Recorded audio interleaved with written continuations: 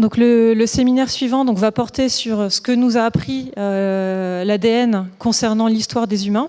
Donc si vous avez remarqué, pendant mon cours, je vous ai très peu parlé quand même des êtres humains.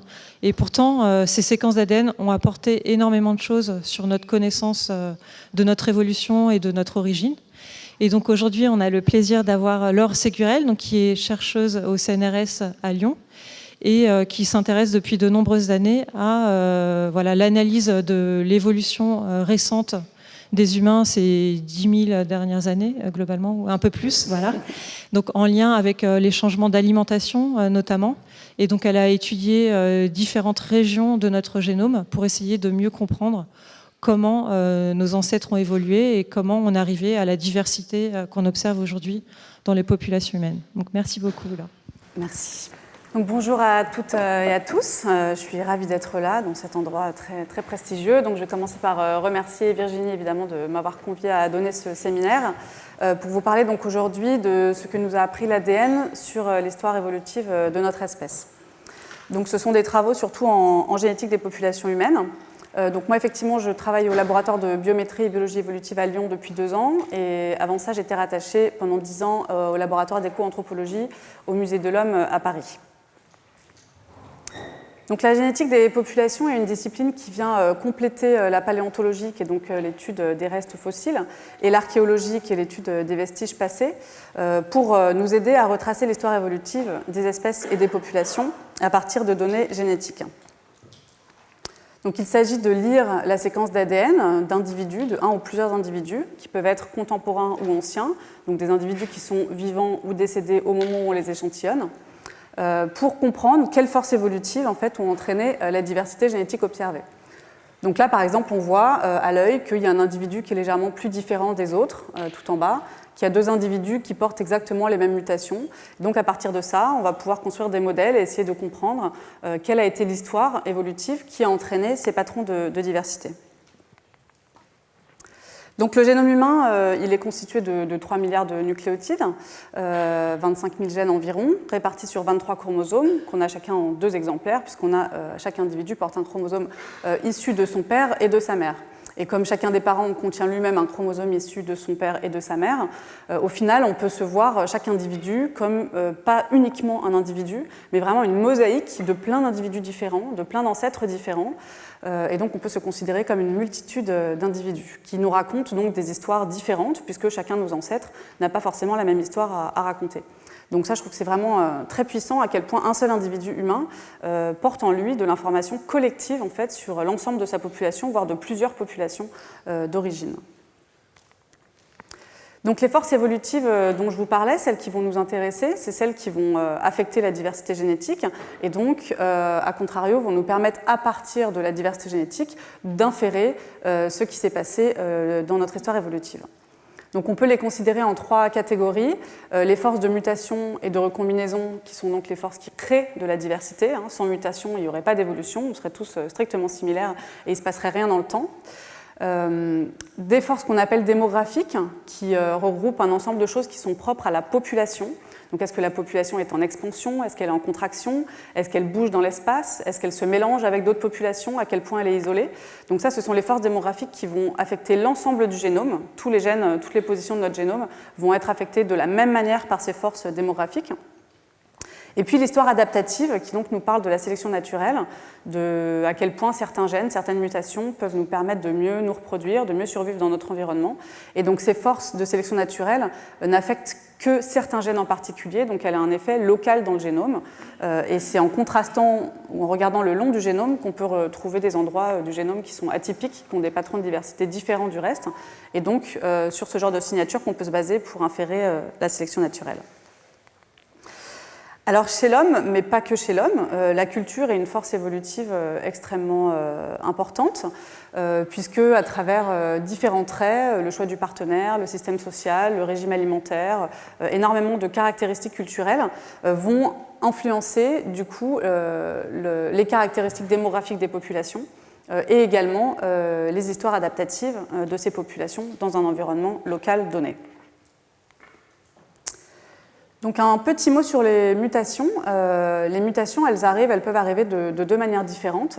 Soit ça va être un dommage physique ou chimique qui arrive puisque l'ADN est dans un environnement qui peut être plus ou moins agressif, par exemple avec des rayonnements UV, et donc s'abîmer avec le temps.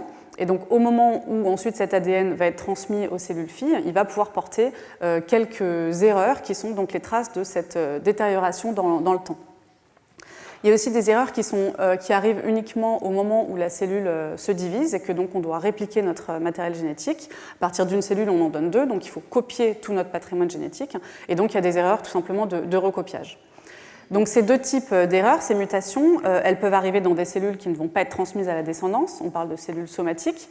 Ça peut avoir des conséquences importantes, par exemple en termes de cancer. Mais quand ces mutations, ces erreurs arrivent dans les cellules germinales, qui vont donc devenir nos gamètes et donc ensuite nos descendants, ces mutations sont transmises.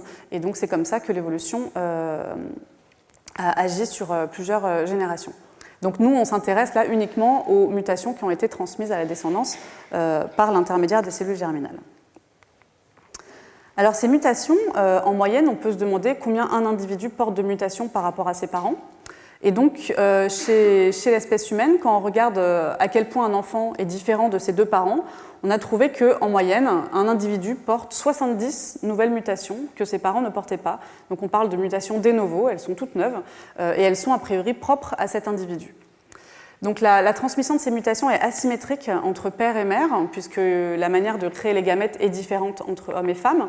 Donc les femmes créent leurs gamètes au moment de leur vie fœtale, elles stockent ensuite leurs futurs ovules, et elles ne vont pas bouger dans le temps, elles ne vont plus se répliquer, et elles vont être distribuées de manière continue au cours de la vie. Alors que chez les hommes, la production de gamètes est continue et perdure tout au long de la vie. Et donc ça fait qu'il y a plus d'erreurs qui sont transmises par les pères que par les mères. Donc en moyenne, 15 mutations qui viennent de la mère et 55 du père.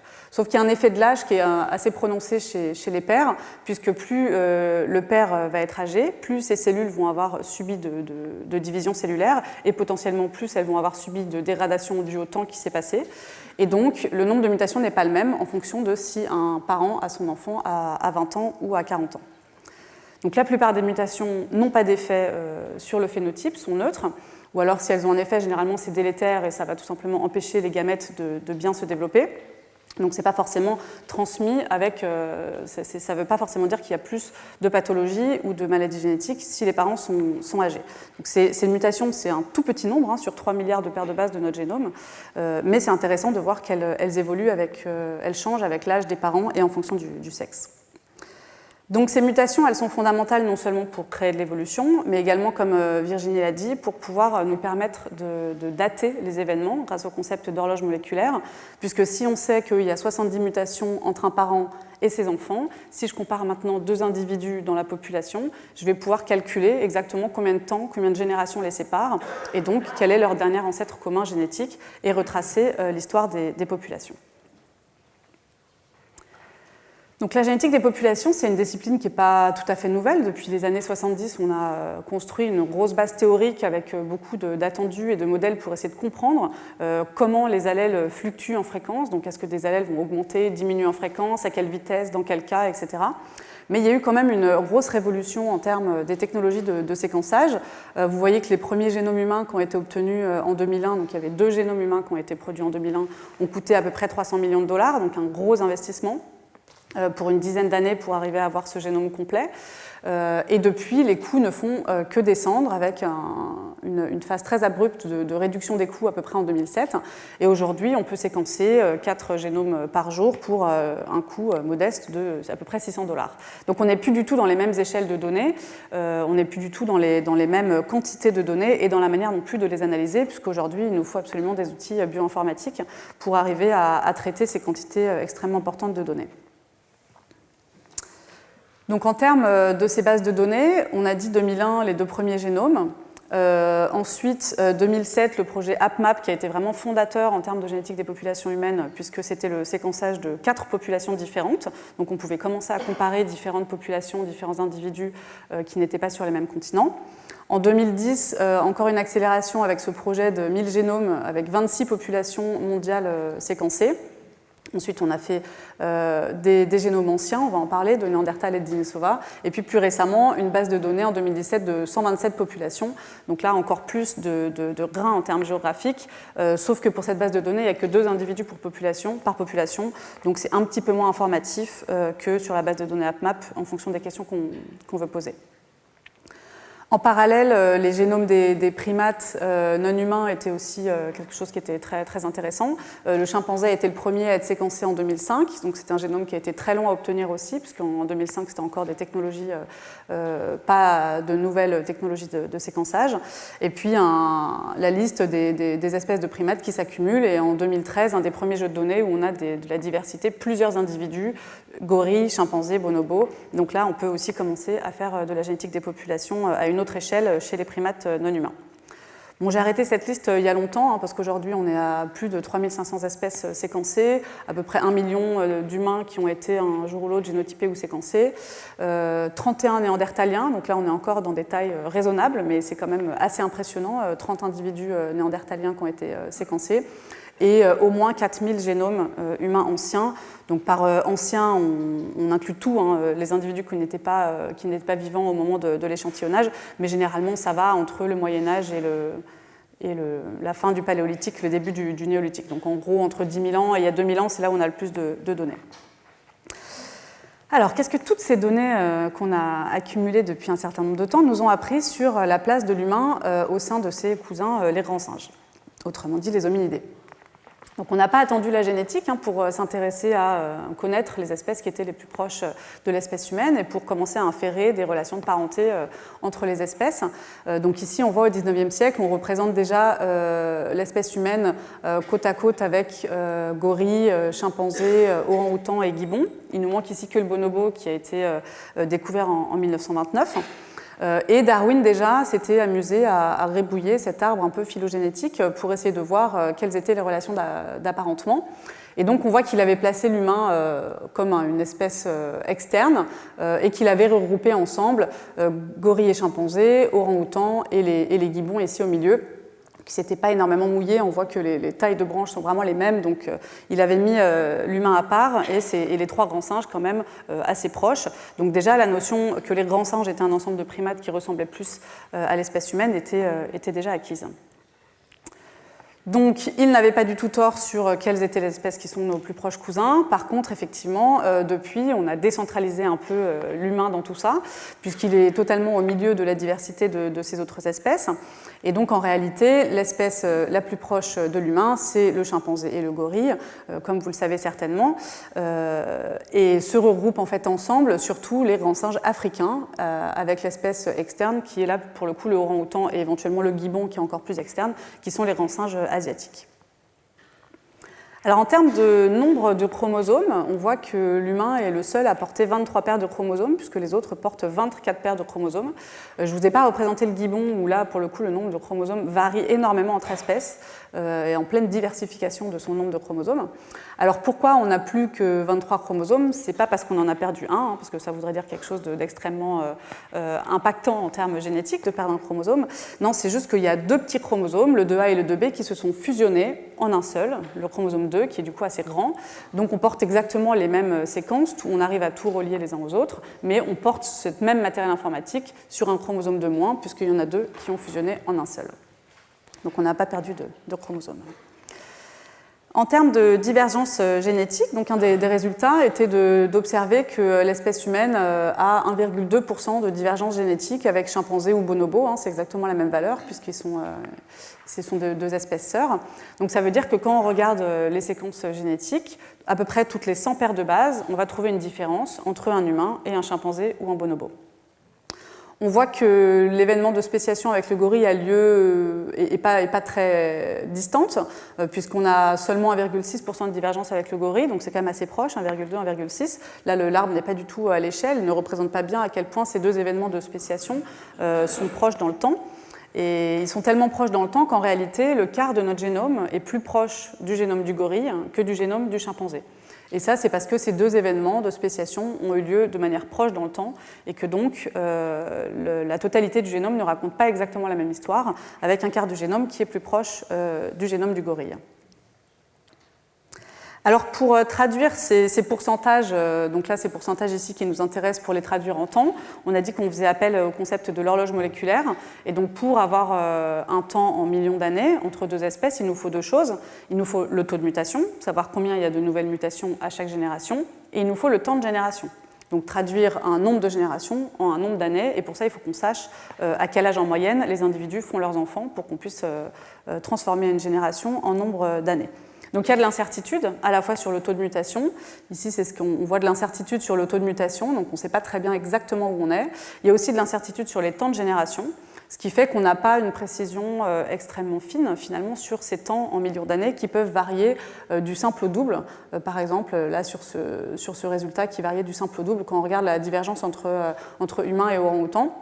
Donc la raison pour laquelle on n'est pas extrêmement précis dans ces temps en millions d'années, c'est cette incertitude sur le taux de mutation qui, bien qu'on considère qu'il soit constant dans le temps, est lui-même soumis à évolution, et en l'occurrence on pense qu'il a légèrement ralenti sur la lignée humaine, donc il n'est pas complètement constant à l'échelle de ces espèces.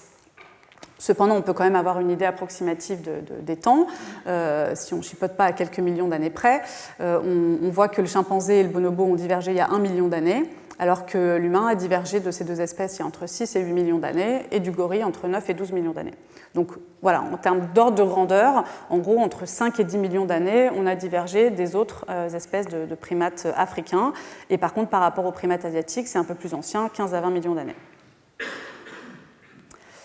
Donc si on s'intéresse maintenant à la lignée humaine qui a entraîné l'émergence d'Homo sapiens, on peut se poser la question de si cette émergence a été unique ou multiple. C'est une des premières questions qui avait intéressé un peu les généticiens avec le début des données génétiques, puisqu'en fait, en paléanthropologie, on voit que depuis 30 000 ans, il n'y a plus qu'une seule espèce d'hominine sur Terre, c'est Homo sapiens, mais ce n'était pas le cas pendant la plus grande partie de notre passé évolutif. Au contraire, la norme, c'était plutôt d'avoir une coexistence de plein d'espèces différentes, proches, plus ou moins proches. Et le fait que depuis 30 000 ans, nous sommes les seuls à représenter l'espèce, le genre Homo sur Terre est plutôt atypique par rapport à ce à quoi on pourrait s'attendre. Et donc en fait, quand on voit où se répartissent les hommes archaïques dans l'espace, il y a assez peu de doutes sur où a émergé le genre Homo, puisque les Australopithèques et les Homo habilis ont tous été trouvés en Afrique. Par contre, ensuite, on voit que Homo erectus, on en trouve à la fois en Afrique, en Europe et en Asie. Donc il y a eu une sortie d'Homo erectus il y a à peu près 1,8 million d'années qui a colonisé les autres continents, l'Eurasie. Et Homo sapiens, on commence à retrouver des sites d'Homo sapiens il y a à peu près 50-40 000 ans en Asie, en Europe, et il y en a depuis plus longtemps en Afrique. Et donc ça pose la question de quel a été le berceau pour Homo sapiens. Est-ce qu'il y a un seul berceau en Afrique ou est-ce qu'il y a pu avoir des émergences multiples, des convergences sur différents continents ? Donc c'était le fameux modèle multirégional, où là, dans ce modèle-là, on voit que l'ancêtre commun des populations humaines pourrait être il y a 1 à 2 millions d'années, et qu'ensuite chaque population a évolué indépendamment en Homo sapiens, ou alors la Out of Africa, ce fameux modèle qui dit qu'il y a une sortie d'Homo sapiens, une évolution d'Homo sapiens en Afrique qui ressort et recolonise tous les continents et remplace les populations locales. Évidemment, cette question, elle n'est pas dénuée de sens d'un point de vue philosophique, puisque à la base, le modèle multirégional avait été mis en place dans un contexte historique où on était vraiment dans une logique de catégorisation des populations humaines, donc au XVIIIe siècle notamment, mais même au XIXe, on catégorise les populations humaines soit en 4 variétés en fonction de leur continent d'origine, soit plus tard en 5 races. Mais donc l'idée, c'était bien de se dire que les Homo sapiens actuels n'avaient pas tous les mêmes ancêtres et qu'on distinguait quand même les histoires d'évolution en fonction des différents continents.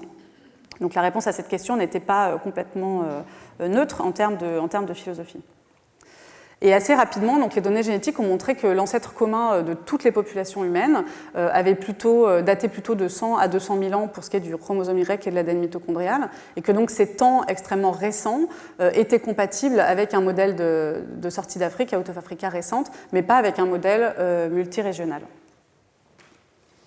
À côté de ça, on a également observé que la diversité des populations humaines en dehors d'Afrique sont tous une sous-partie de la diversité observée en Afrique. Donc là, cette branche qui part des populations africaines pour donner le Moyen-Orient, l'Europe, l'Inde du Sud, l'Inde de l'Est, les Amériques et l'Océanie, nous montre que toutes les populations qu'on voit aujourd'hui hors d'Afrique sont une sous-partie de ce qu'il y a en Afrique. Donc c'est presque comme si on n'observe rien en dehors d'Afrique qui est nouveau. Tout ce qu'on observe en dehors d'Afrique était déjà présent en Afrique. Et donc ça nous raconte vraiment l'histoire d'un effet fondateur, où on voit qu'à partir d'une diversité d'une population de base, si on en prend une petite partie pour migrer et coloniser un nouveau continent, à la fin, on observe que le nouveau continent est peuplé d'une diversité qui est une sous-partie de celle de la diversité du continent d'origine.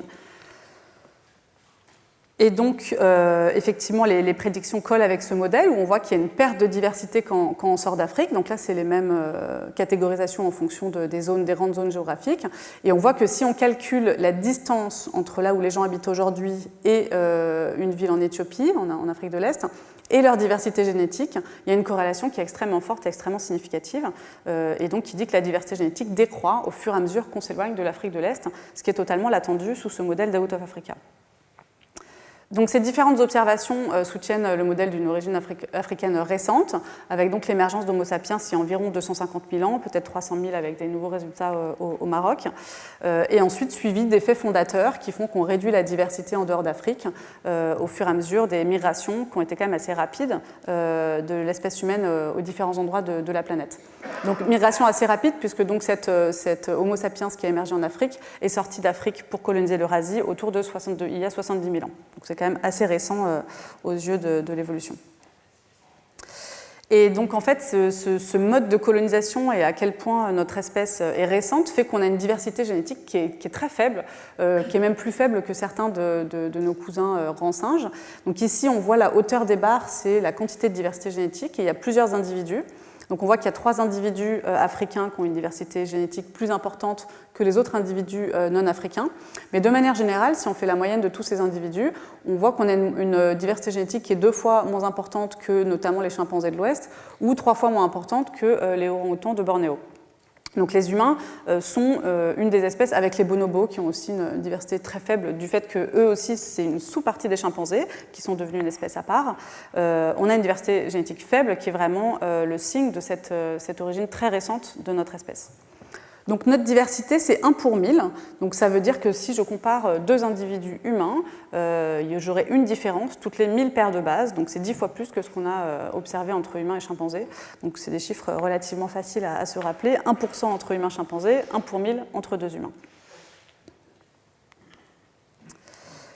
Et donc, par quelle route est-ce qu'on a colonisé ces différents continents ? Rapidement, donc la sortie d'Afrique, elle semble s'être passée par ici il y a 70 000 ans. Assez rapidement, on colonise tout un tas d'environnements le long des côtes, peut-être à cause de dépendance alimentaire, peut-être à cause de similarités climatiques. Mais donc, on arrive finalement ici assez rapidement, plus que ce qu'on aurait pu imaginer, sachant que quand même toute cette aire géographique ici n'était pas des îles, mais bien immergée, puisqu'il y avait beaucoup plus d'eau qui était bloquée dans les calottes glaciaires et le niveau de la mer était beaucoup plus bas. Donc tout ça, ça se faisait facilement à pied. Par contre, pour atteindre l'Australie, il fallait quand même passer par de la navigation. Donc c'était étonnant de voir des restes humains aussi anciens. Et en tout cas, le reste du continent eurasiatique, en gros, il y a 50 000 ans, se peuple pour la première fois d'Homo sapiens. Et l'Amérique, évidemment, en dernier. Et donc, ce qui est particulièrement fascinant d'imaginer, c'est que quand cet Homo sapiens qui a émergé en Afrique sort d'Afrique il y a 70 000 ans, et qu'il pense qu'il va aller dans des territoires vierges et nouveaux, quand il arrive, finalement, il n'est pas seul, puisqu'il rencontre Néandertal, qui lui a une aire de distribution surtout centrée sur l'Europe, mais quand même aussi au Proche-Orient, en Asie centrale et en Sibérie. Donc on peut imaginer une aire de répartition quand même assez large, surtout européenne, mais aussi ouest-asiatique. Et donc, quand Homo sapiens est sorti d'Afrique, on peut évidemment se poser la question de comment ces populations, ces espèces, qui se ressemblent mais qui sont quand même aussi différentes, ont interagi. Donc la représentation de Néandertal, à la base, c'était pas très glorieux. Hein. On avait vraiment représenté Néandertal comme une bête féroce et le plus loin possible de ce qu'on pouvait attribuer à l'espèce humaine. Et au fur et à mesure du temps, on adoucit notre vision de Néandertal, puisqu'on est bien obligé de confronter à toutes les données, qui nous montrent que c'était une espèce avec une élaboration de système social tout aussi impressionnante que Homo sapiens. Et donc, de plus en plus, on le représente comme quelque chose d'assez proche, finalement, de l'espèce humaine. Donc, quelle a été la contribution de cette espèce et d'autres espèces archaïques à Homo sapiens? Donc là, on n'est plus dans le modèle multirégional, mais il y a quand même deux variantes, avec un modèle où, quand Homo sapiens sort d'Afrique, il remplace complètement les populations locales, et un modèle, donc là, 0% de contribution archaïque, remplacement total, et puis un modèle avec métissage, un modèle d'assimilation, où on peut avoir des contributions locales plus ou moins importantes des hommes archaïques vers Homo sapiens. Et donc la réponse à cette question a été fortement... on a pu répondre à cette question grâce au séquençage du génome complet de Néandertal, qui a eu lieu en 2010, par l'équipe de Svante Pääbo en Allemagne, qui lui a valu le prix Nobel de médecine l'année dernière. Et donc, grâce à ces données génétiques, on a pu montrer qu'effectivement, il y avait bien eu mélange entre Néandertal et Homo sapiens. Alors, pas en Afrique. En Afrique, il n'y a pas de traces d'ADN néandertalien, mais dans toutes les populations hors Afrique, il y a un certain pourcentage, entre 1 et 3% d'ADN néandertalien dans nos génomes.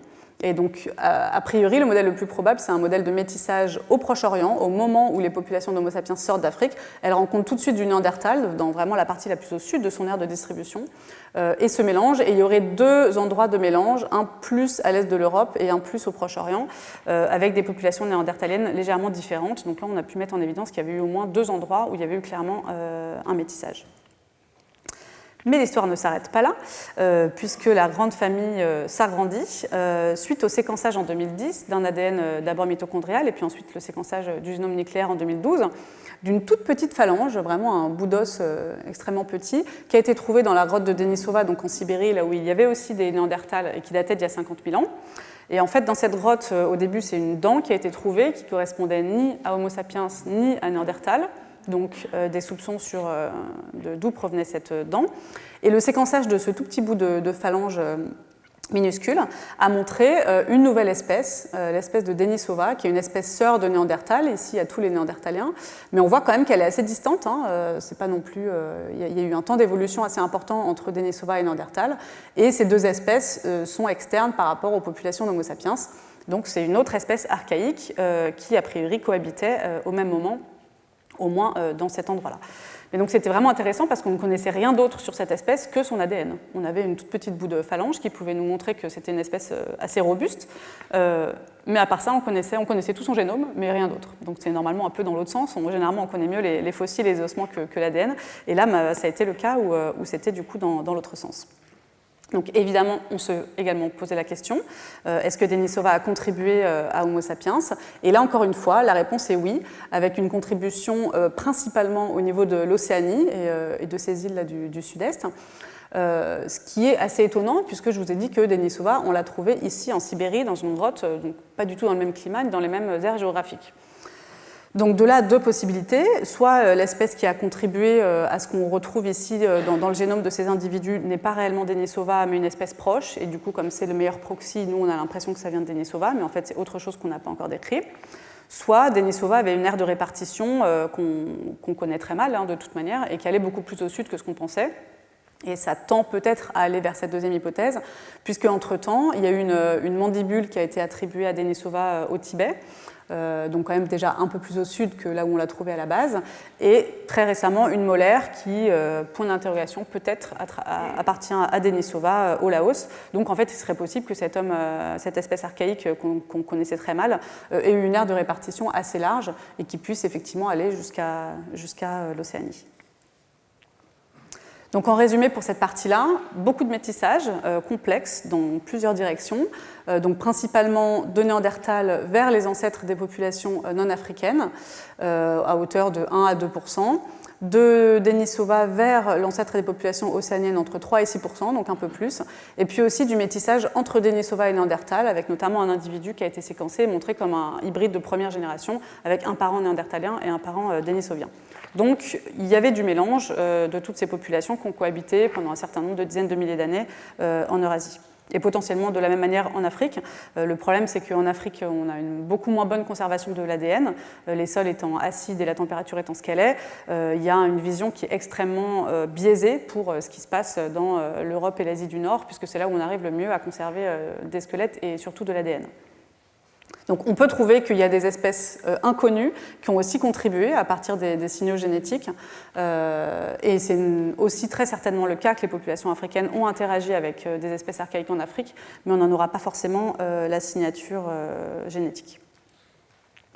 Donc on se situe ici entre 2 et 6%, donc un remplacement qui n'est pas total, avec un métissage quand même, qu'on considérera comme plus ou moins important en fonction de notre perception des choses. 2 à 6%, c'est pas négligeable, mais ça a quand même entraîné non, mais bon, in fine, aujourd'hui, il n'existe plus qu'une seule de ces deux espèces, mais qui a pris quand même un petit peu de contribution génétique de ces espèces archaïques. Donc cette question de continuité génétique, je la trouve particulièrement intéressante, d'essayer de réfléchir à partir du moment où une population arrive dans un nouveau lieu. Là, si on réfléchit aux populations d'Homo sapiens qui sont sorties d'Afrique et qui arrivent en Europe il y a 50 000 ans, est-ce qu'aujourd'hui, les gens qui habitent en Europe sont les descendants directs de ces populations de chasseurs-cueilleurs d'il y a 50 000 ans? Ou donc, est-ce qu'il y a une continuité génétique ou est-ce que finalement, il n'y a aucune continuité génétique? Ce qu'on a vu là, c'est que quand les populations se déplacent, elles ont quand même tendance un peu à remplacer les populations qui étaient présentes auparavant. Et cette question, elle se pose particulièrement dans le contexte de la révolution néolithique, qui est donc une transition culturelle majeure chez l'espèce humaine, où au même moment, il y a une sédentarisation de populations à la base nomades, de chasseurs-cueilleurs nomades, qui se mettent à domestiquer un certain nombre d'espèces animales et végétales, donc des gros changements en termes de mode de vie, des gros changements en termes d'alimentation, des changements en termes de démographie également, avec un plus grand nombre d'enfants, puisque moins de mobilité, l'émergence de nombreuses nouvelles maladies, puisque proximité avec les animaux, et puis du coup, qui dit sédentarisation, dit qu'il faut gérer aussi tous les aspects sanitaires, puisqu'on vit au même endroit, on ne se déplace pas, donc on vit avec nos excréments. Donc énormément de nouvelles maladies qui arrivent à ce moment-là. Et en tout cas, ce changement de mode de vie, ce qui est particulièrement passionnant, c'est qu'il arrive à plusieurs moments, à plusieurs endroits autour du globe. Le premier endroit où il arrive, c'est clairement au Proche-Orient, il y a 10 000 ans, dans ce qu'on appelle donc le croissant fertile. Et puis de là, il diffuse en Europe, il diffuse vers l'Afrique du Nord, et il diffuse vers l'Asie du Sud. 2000 ans plus tard, il y a un autre foyer qui apparaît. Alors, ce n'est pas du tout les mêmes espèces. Ici, là, on est sur le blé, l'orge en termes végétal, et en termes animal, mouton, chèvre, bœuf. Alors qu'en Asie de l'Est, on est sur une domestication du riz et du millet avec le porc, le chien et le poulet. Donc ce n'est pas du tout les mêmes espèces. Et celle-là aussi, ce foyer va diffuser lui-même autour, va rayonner, et pareil pour tous les foyers suivants. Donc en Europe, plus précisément, on voit qu'on a un foyer ici donc, de changement de mode de vie majeur il y a environ 10 000 ans, qui va diffuser en Europe. Donc il y a une voie qui passe par la Méditerranée, qu'on appelle la culture radiale, et une voie qui passe plus par le continent de l'Europe, qu'on appelle la culture rubanée. Et donc ce qu'on observe, c'est qu'en 1000 ans, l'espace de 1000 ans, l'Europe, qui est à la base peuplée de chasseurs-cueilleurs, devient une Europe peuplée d'agriculteurs. Et donc évidemment la question, c'est cette agriculture, quand elle s'est diffusée, est-ce que ça a été une diffusion culturelle, d'idées, de technologies, au contact les uns des autres, petit à petit les populations adoptent le mode de vie de leurs voisins, ou est-ce que c'est une diffusion de gens, qu'on appelle une diffusion démique, avec un remplacement complet des populations qui habitaient là de chasseurs-cueilleurs pour devenir finalement les descendants de ces agriculteurs d'Anatolie. Donc encore une fois, c'est un peu les mêmes questions qu'on se pose. Est-ce que seules les idées ont diffusé et finalement les Cro-Magnons qui étaient en Europe, donc les chasseurs-cueilleurs, sont les ancêtres des populations européennes actuelles? Ou est-ce qu'il y a eu des métissages un peu compliqués? Ou est-ce que carrément les agriculteurs du Proche-Orient ont remplacé les populations locales qui étaient en Europe et sont les ancêtres des populations européennes actuelles? Donc la question c'est, est-ce que, entre autres, les Cro-Magnons, je dis Cro-Magnons parce que c'est assez emblématique de la situation en France, sont les ancêtres des gens qui habitent aujourd'hui en France, qui sont donc des Européens actuels? Et en fait, pas vraiment. Il semble que l'histoire soit vraiment une histoire de discontinuité un peu en permanence. Donc je vais essayer de vous amener à lire cette figure avec moi. Donc en haut, les couleurs représentent la diversité génétique. Alors pas en termes de est-ce qu'on est plus ou moins divers, mais en termes d'identité génétique. Voilà, on le considère comme une identité génétique. Chaque barre est un individu Donc là, on voit que les individus ne sont pas tous similaires. Là, il y a un certain nombre d'individus orange, puis il y a quelques individus qui ne sont pas tout à fait les mêmes génétiquement, donc qui sont en bleu. Et donc là, on a 3 groupes génétiques, un groupe bleu, un groupe orange et puis un groupe gris. Donc le groupe bleu, c'est les individus du Paléolithique et du Mésolithique en Europe, c'est-à-dire les chasseurs-cueilleurs. Donc ceux qui sont installés entre il y a 37 000 ans et il y a 7 000 ans. On a séquencé de l'ADN de plusieurs individus chasseurs-cueilleurs en Europe. Les individus oranges, c'est les fameux agriculteurs d'Anatolie qui viennent de devenir des agriculteurs et qui vont pas tarder à envoyer soit des idées, soit des gens vers l'Europe.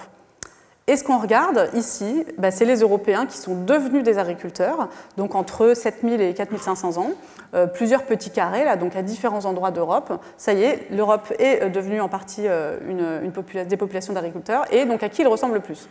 Et ce qu'on voit assez clairement, c'est qu'on ressemble beaucoup plus aux agriculteurs d'Anatolie qu'aux chasseurs-cueilleurs qui étaient là avant. Donc là, il semble qu'il y ait un remplacement assez important, entre 80 et 90%. On ne retrouve plus beaucoup de traces de l'ADN de ces chasseurs-cueilleurs dans ces populations-là, entre 7 et 4000 ans. Mais quand les gens ont commencé à regarder ça, ils se sont aussi rendus compte que si on avance un petit peu dans le temps et qu'on regarde, c'est toujours ces populations d'agriculteurs, mais entre 4 et 2000 ans, donc autour de l'âge de bronze en Europe, donc là ce sont les triangles, donc il y en a différents endroits en Europe, c'est plus les mêmes, ils ont encore changé. Donc là, c'était les chasseurs-cueilleurs d'Europe, là, c'est les premiers agriculteurs d'Europe, et puis ça, c'est les générations d'après d'agriculteurs en Europe. Et ils sont encore différents, et en fait, là, on voit qu'ils ont une grosse composante génétique qu'on a cherché à retrouver, et qui vient en fait de populations pastorales, donc des éleveurs de chevaux qui viennent de la steppe. Ici, c'est le triangle vert. Et que donc cette population a elle-même également remplacé une partie des populations locales en Europe. Donc en résumé, les populations européennes actuelles sont en fait un mélange de 3 sources.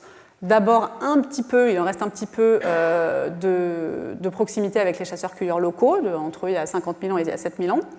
Ensuite, une vague de remplacement très importante, il y a 7 500 ans, des agriculteurs du Proche-Orient. Et ensuite, une deuxième vague de remplacement 2000 ans plus tard, 3000 ans plus tard, par ces fameuses populations pastorales de la steppe pontique, qui sont les premiers à avoir inventé les chars à roues. Donc, ils ont une mobilité exceptionnelle. Ils diffusent à la fois à l'est et à l'ouest. Et les populations Yamnaya, qui ont également remplacé en grande partie les populations précédentes. Et quand on regarde différentes populations d'Europe, je ne sais pas si vous voyez, mais donc en gros, en haut, il y a la Norvège, la Lituanie, l'Estonie, etc., l'Islande, et donc plein de pays en Europe, on n'a pas tous la même contribution de ces 3 sources. On a à peu près tous la même contribution des chasseurs-cueilleurs, mais par contre, on voit que dans les populations d'Europe du Nord, la contribution des agriculteurs, elle est moins forte, peut-être parce qu'ils ont moins réussi à s'établir, c'était moins propice à l'agriculture, c'est des climats plus rudes, et donc ils ont surtout remplacé en grande partie les populations d'Europe du Sud et méditerranéenne. Et à l'inverse, les populations Yamnaya des steppes, qui sont vraiment des populations très continentales, avec leurs chars, leurs chevaux, des populations de pasteurs, semblent ne pas s'être très bien implantées, surtout dans les milieux insulaires, donc en Sardaigne, notamment la Sardaigne est très connue, pour n'avoir presque aucune ancestrie Yamnaya, puisqu'a priori, ils n'ont pas utilisé de moyens de navigation et ils n'ont pas colonisé les endroits les plus insulaires, comme la Grèce, la Sardaigne, etc. Donc il y a un gradient, donc ça après c'est notre interprétation a posteriori, mais en tout cas il y a un gradient très clair, avec certaines populations qui ont reçu plus de flux génétiques des agriculteurs d'Anatolie et d'autres plus de flux génétiques de ces populations de Yamnaya. Alors quelque chose qui est extrêmement intéressant et auquel on n'aurait pas forcément accès sans les données génétiques, c'est de regarder la contribution homme-femme.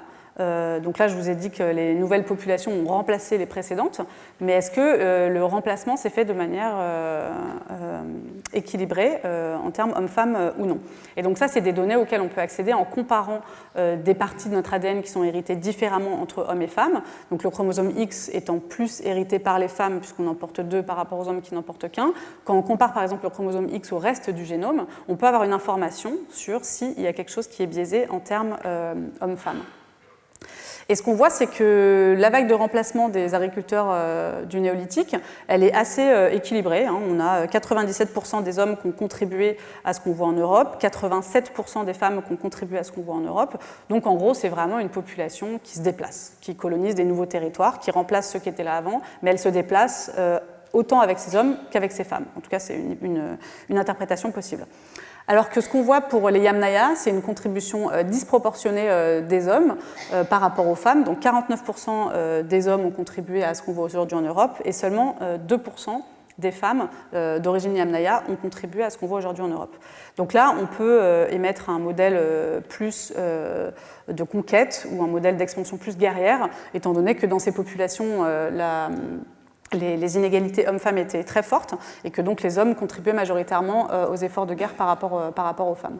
Donc ce qu'on peut imaginer, c'est qu'effectivement là, on n'est pas dans une logique de population qui se déplace, mais plutôt dans une logique de conquête.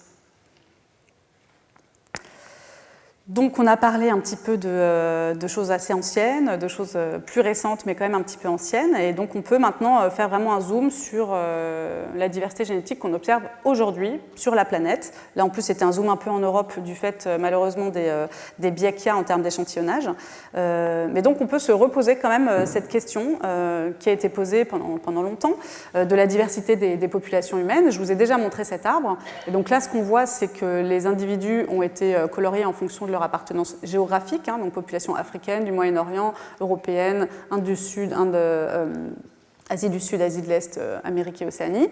Et on voit qu'il y a une bonne correspondance entre génétique et géographie. Hein. Plus les individus sont proches géographiquement, plus ils se ressemblent génétiquement.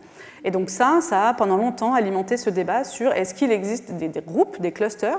Est-ce que finalement on peut dire qu'il y a 7 groupes humains qui seraient par exemple ces 7 couleurs-là, ou est-ce que c'est un continuum et qu'on ne peut absolument pas catégoriser les individus, les populations dans des catégories figées.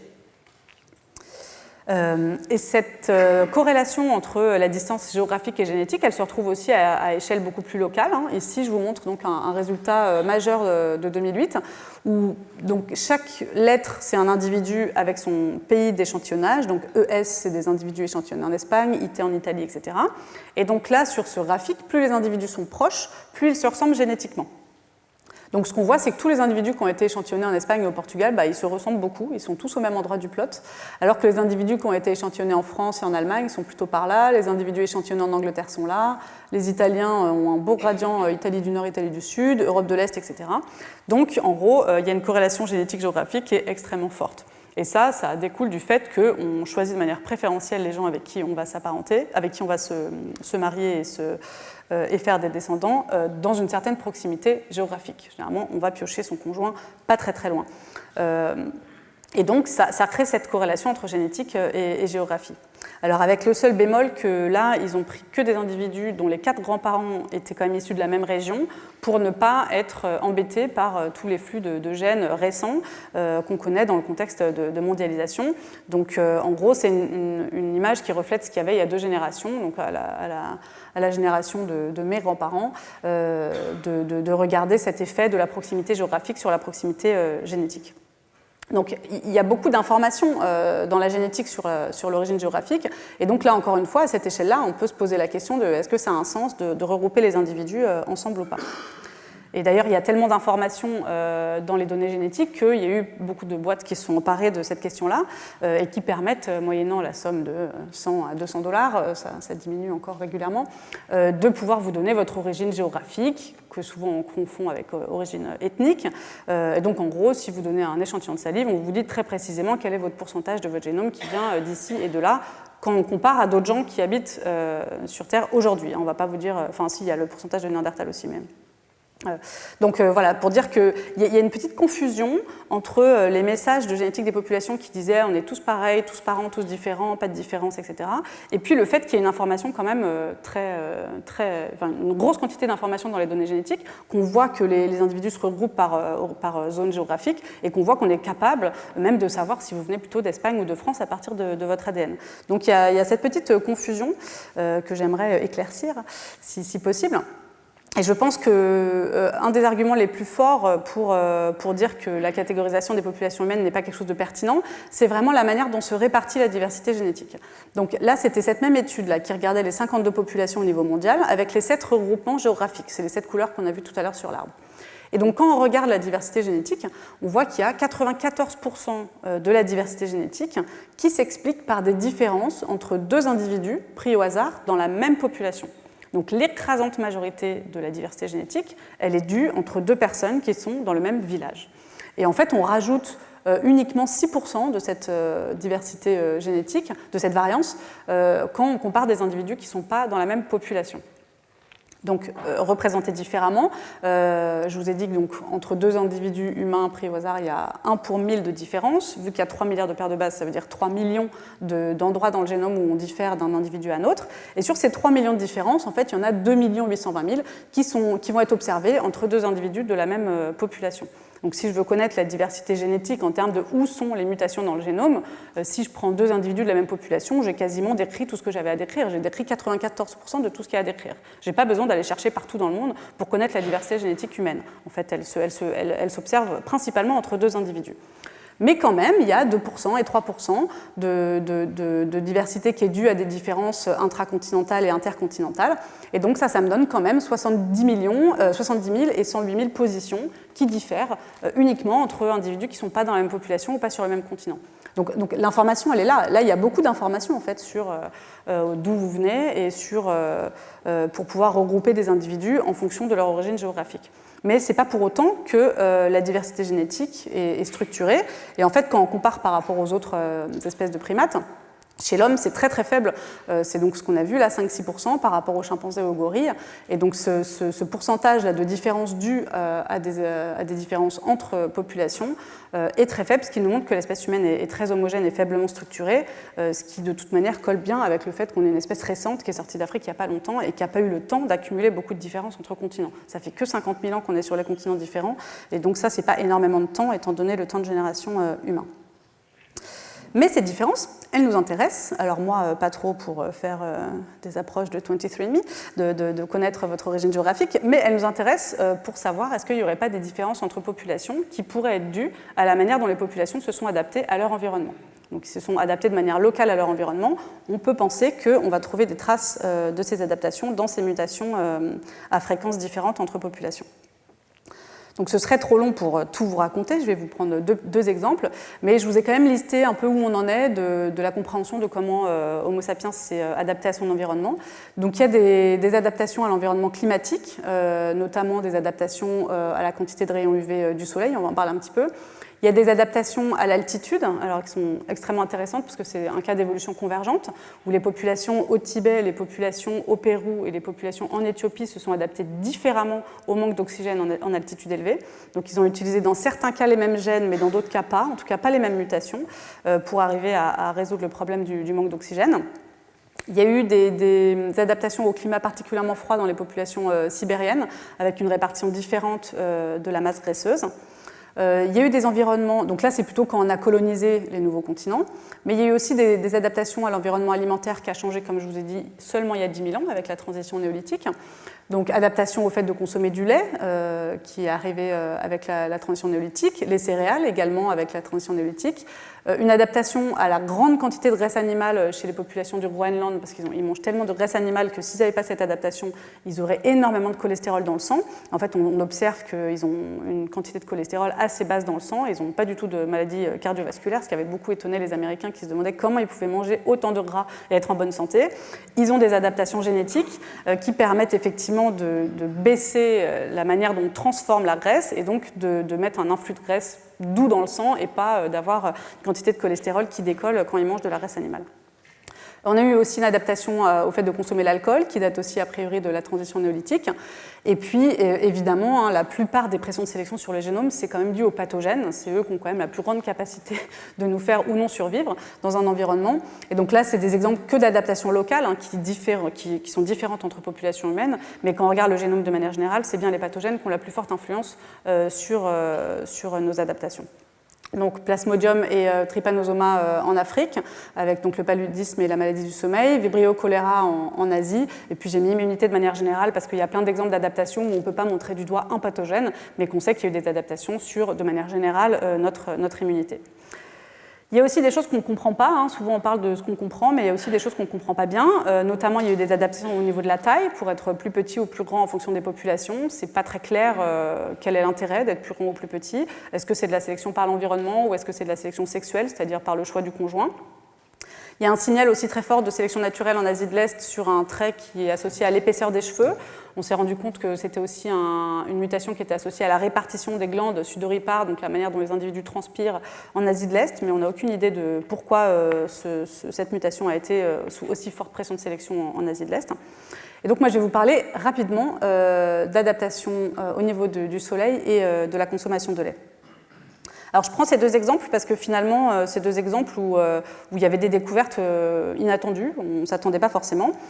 Pour le cas de la couleur de peau, donc vous n'êtes pas sans savoir qu'il y a des couleurs de peau variées autour du globe, qui corrèlent avec les latitudes proches de l'équateur, mais pas parfaitement non plus. Hein, on pourra en reparler, ça vous intéresse. Pourquoi ici les couleurs de peau ne sont pas plus foncées. Mais donc en tout cas avec des couleurs de peau assez foncées quand même autour de l'équateur, et puis des couleurs de peau plus claires, plus on se rapproche des latitudes élevées. Donc, pourquoi avoir une peau foncée dans les régions ensoleillées? A priori, ça protège contre l'action forte des rayonnements UV du soleil.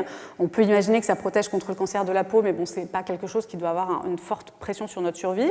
Mais quand même, le fait que les rayons UV puissent pénétrer profondément dans la peau a un effet sur la photolyse des folates, et ça, c'est assez délétère en termes développementaux. A l'inverse, pourquoi avoir une peau claire dans les régions peu ensoleillées? Parce qu'on pourrait imaginer qu'on ait gardé la peau foncée partout.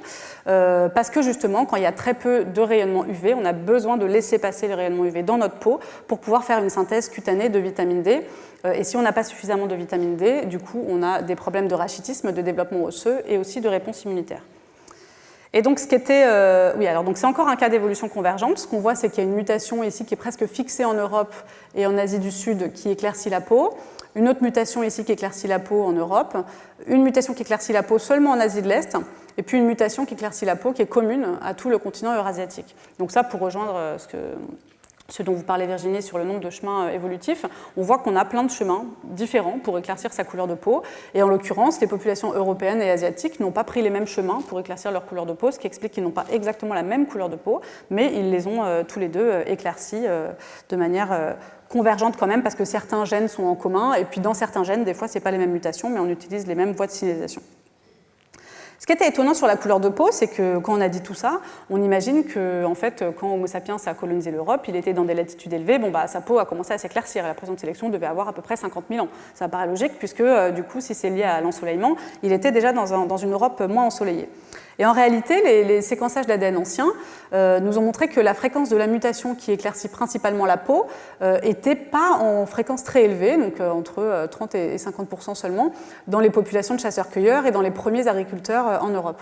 Et elle augmente en fréquence assez tardivement, en fait seulement il y a 4-5 000 ans, ce qui nous fait dire qu'il y a eu un changement de la manière de représenter les hommes préhistoriques dans la région, les hommes et les femmes préhistoriques, avec en fait la conséquence qu'on pense que maintenant ces populations avaient une couleur de peau plus foncée que ce qu'on pouvait imaginer au préalable. Alors pourquoi est-ce qu'on a attendu 5000 ans pour éclaircir la peau? Et en fait on pense que c'est parce qu'il y a une interaction avec l'alimentation. Tant que les populations étaient chasseurs-cueilleurs, elles avaient suffisamment de vitamine D dans leur alimentation pour ne pas avoir de problème de déficit de vitamine D. Et par contre, quand on cumule un ensoleillement faible avec une alimentation d'agriculteurs qui est quasiment exclusivement à base de céréales, qui n'est pas très diverse en fait d'un point de vue alimentaire, là on se retrouve avec un problème de vitamine D, et c'est notamment ce qu'on voit aussi au niveau des squelettes, où il y a énormément de rachitisme et des déformations osseuses qui arrivent au moment du néolithique en Europe. Donc en fait, la pression de sélection pour éclaircir la peau, elle ne date pas du moment où on a colonisé l'Europe, mais elle date du moment où on a changé notre alimentation. Alors la persistance de la lactase, j'en avais déjà parlé une fois, j'avais la chance de pouvoir en parler au Collège de France. Je vais juste en parler très rapidement, encore une fois plus pour les choses qui sont étonnantes que les choses qui sont attendues, parce que je trouve que c'est plus intéressant. Donc vous n'êtes peut-être pas sans savoir qu'il y a certains individus qui savent digérer le lait. Par le lait, on entend le lactose dans le lait. Donc ils sont ce qu'on appelle lactase persistant. Et donc quand ils boivent du lait, ils arrivent à avoir un apport de sucre. On va retenir ça. Ils ont du glucose quand ils boivent du lait. Alors qu'il y a d'autres individus, quand ils boivent du lait, non seulement ils n'ont pas d'apport de glucose, donc ils n'ont pas de sucre, mais en plus ils ont des crampes, ils ont des diarrhées, ils ont des difficultés intestinales. Et donc ça peut entraîner des symptômes divers et variés. Quand on regarde est-ce que les individus sont principalement lactase persistant ou non lactase persistant, Plus ils sont rouges, plus ils sont lactase persistants, plus ils sont bleus, moins ils le sont. Donc en gros, de manière générale, tout le monde est plutôt bleu, et donc c'est le cas ancestral, c'est le cas de l'ancêtre de toutes ces populations, et arrive du rouge, c'est-à-dire la capacité de digérer le lactose dans le lait, surtout en Europe du Nord, en Europe centrale, dans la péninsule arabique, et puis à d'autres endroits en Afrique, et puis dans le nord de l'Inde. Et toutes ces populations qui sont capables de digérer le lait sont des populations d'éleveurs de vaches, d'éleveurs de chameaux, d'éleveurs de buffles. Donc il y a une très belle corrélation, magnifique exemple d'adaptation génétique à un trait culturel. L'homme crée sa niche écologique, il change son alimentation et il s'adapte derrière à ce changement d'alimentation. Sauf que, aussi exemple d'évolution convergente, 5 mutations qui sous-tendent ce phénotype, une qui est assez largement répartie en Eurasie et en Afrique de l'Ouest, et puis d'autres mutations plus nombreuses sur la péninsule arabique et en Afrique de l'Est et du Sud. Ouais. Sauf que, quand même, quand on regarde dans le détail, en Europe du Sud, les fréquences, elles sont assez faibles. En Italie, en Grèce, c'est 20% maximum de lactase persistance, alors que je vous ai dit que la transition vers l'agriculture, elle arrive de Turquie, d'Anatolie, et puis elle diffuse du sud vers le nord. Donc elle arrive beaucoup plus tard dans le nord que dans le sud. Donc c'est un petit peu étonnant. Et également, chose à laquelle donc, je me suis intéressée pendant ma thèse, en Asie centrale, on a rajouté tous ces points là, qui étaient ici, des populations très pastorales qui consomment énormément de produits laitiers, et pour autant, quand on regarde, elles ne sont pas lactase persistantes. Donc il y a des exceptions à la règle qui sont intrigantes. Et en fait, pour faire très très court, les populations d'Asie centrale et de Mongolie, bien qu'ils consomment énormément de produits laitiers, c'est toujours des produits transformés. Donc soit c'est du yaourt, il y a du lactose, mais on consomme les bactéries avec.